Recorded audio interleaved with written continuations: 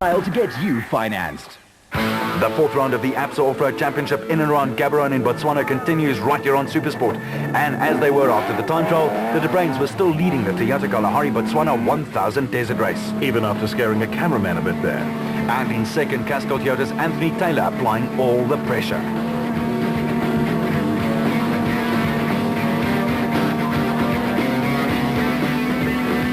But have a look at the steering wheel. Those forearms and hands working overtime due to the loose and fickle sand under the tires.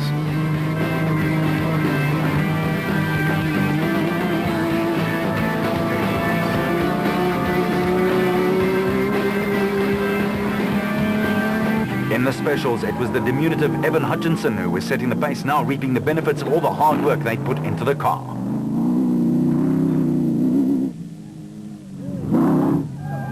But he had his hands full trying to hold off Visser Badenhorst, who had to sort out an exhaust valve after the prologue, but had everything looking and sounding great.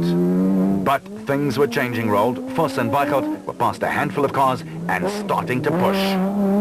Alberts and Minnaert had given way to one or two specials, but they were still firmly ensconced fifth on the road. Matthews and Smith were feeling the desert dust, but had a steady rhythm going.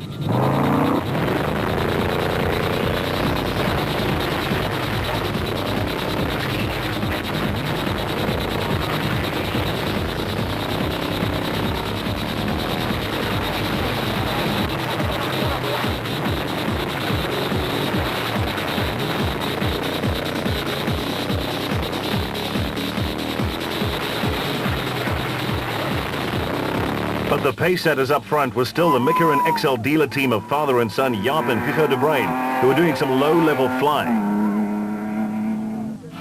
And this corner tempted the drivers to really let the tail hang out, Matthews and Smith, but they used their spare tyres and needed to get one more. Their trusty crew did the rest.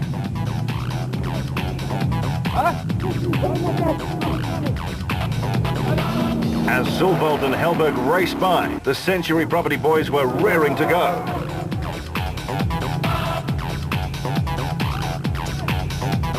And up front things had changed. Visser was first on the road as the De Bruins had dropped out with some mechanical trouble. The Kalahari bush is dense and so it's very penal, and the temperature was rising steadily too. Visser and Badenhorst going like the clappers. But almost wrong slotting seriously there.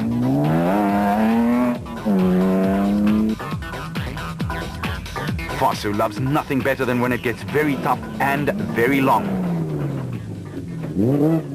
But in the specials, things were happening too. Evan Hutchinson had a broken drive shaft. That was the end of his Kalahari ride. And the big Rapsa bat with Alberts and Minnaert aboard were also going very quickly and effectively through the obstacles that the route planners had thrown at them. Taylor and Houghton were simply superb in only their second outing together in the Castrol Toyota. The two-time Formula V national champ was slotting right in. With the special category hotting up as Nick Harper hit his stride as well. His stand-in navigator was also doing a great job. With Alfie Cox in the Motorrad SP recovering well after a puncture on the way to the first DSP.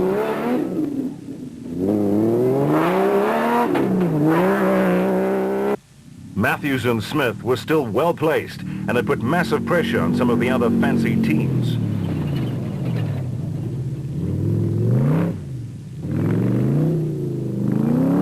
That's the thing about the desert, it forces you to make a plan, and he did, and they did.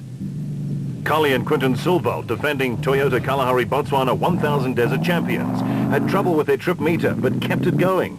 And the irrepressible Whitehouse and Carlson in the Regent Racing back were also still hanging in, but the desert was taking its toll on man and machine.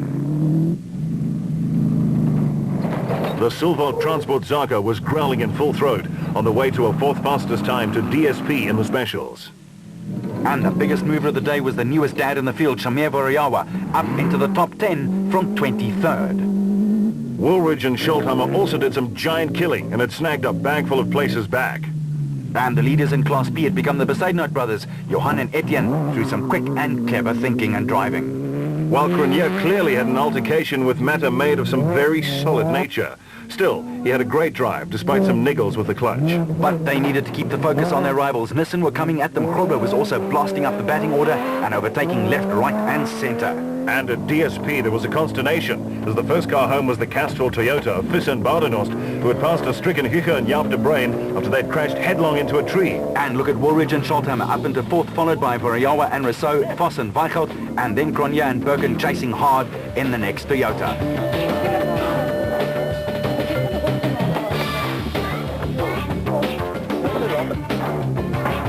And that meant that all the SP cars had picked up the spot. Duncan Voss was in his element after a fine drive, but knew they had to cut out any and all mistakes.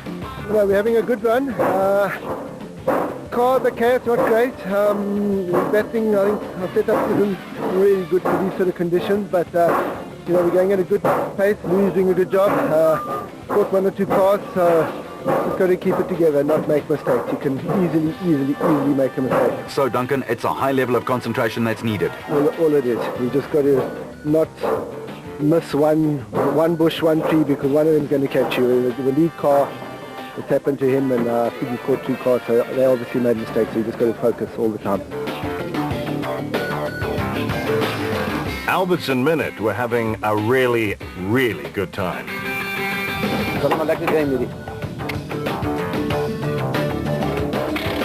The Toyota camp was overjoyed with Anthony Taylor's great drive to DSP, and despite a flat, so was he. Just been keeping it clean, and then 35 k's from the DSP I got a flat, you know, which is a bit of a pity. I was hoping it wasn't going to happen, but you know, you never know these things until it actually is there. I think what happened is we got a slow leak, and then slowly, eventually the tyre came off the rim. But we kept the pressure on Hugo. Eventually made a mistake. I could see by the marks his track was a bit too wide everywhere, and now he's pulled the wheel off. So, you know, by that time I already had my flat about Chris and Duncan to come through, but we'll just keep the pressure on and see if we can come up with a better result. But lying third at the moment with the Castrol Toyota, I think we're in for quite a good result. Cox really loved it, but then he loves the desert. I think it's a really unbelievable desert race. Nicest one I've done so far. The track is open quite fast. There was a bit of rocks this morning, but there are some challenges out there, and we've moved up to fourth.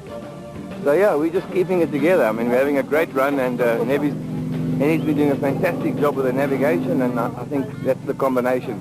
Me on the bikes, knowing how to read the terrain, and I think Henny's navigation, and yeah, we're fourth so far in the pickups, and the SP is going, really, the Motorrad SP is going like a rocket at the moment. So yeah, we're just going to keep it together and bring it home tonight.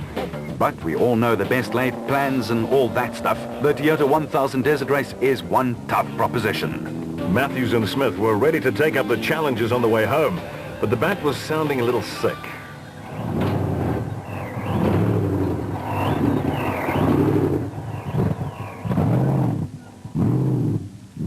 The Ford crew, Woolridge and Scholthammer, got their parking spots sorted, but looked weary as they stepped from the Ranger's cockpit.